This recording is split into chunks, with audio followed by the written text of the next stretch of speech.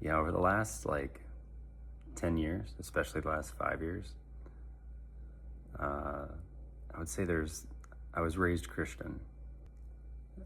Many could say, and I could say there's definitely ways that I have become far, far, far less Christian, less biblical in certain senses. But then there's these other parts of me, and there's these other moments that I would say I feel more biblical than ever. And there's certain verses that jump out that they just hit me to my core. There's this one verse that I was thinking about earlier: love your neighbor as yourself. And then I thought,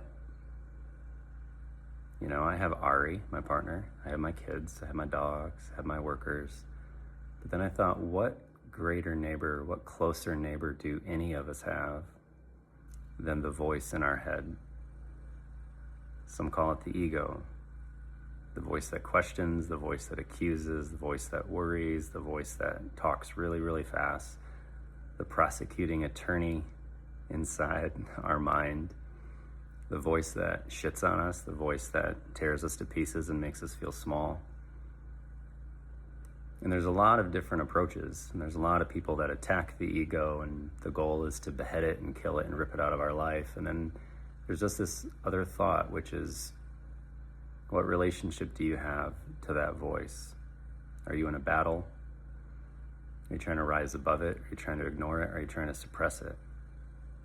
But if it's this neighbor that's camping in our head, maybe, if it's this neighbor that's clearly been in our life, and it's there when we're alone, it's there when we're with people, it never goes away, maybe I could try that approach.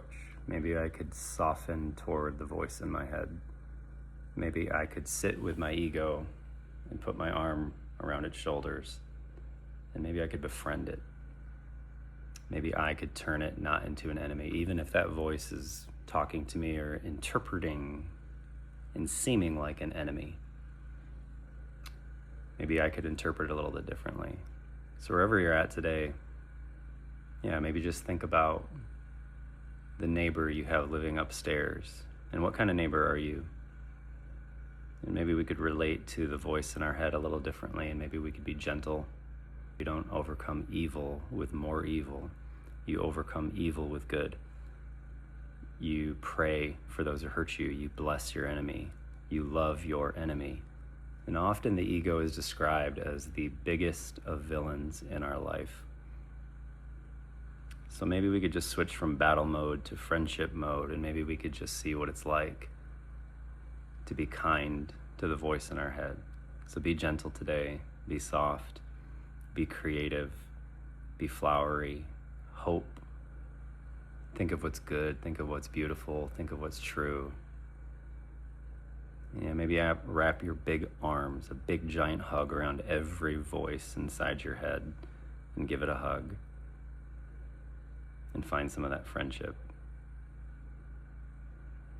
It's just kind of giving me goosebumps. There's something about that concept that I'm going to ponder that a bit more today myself. So hope this helps. Love you. Te amo.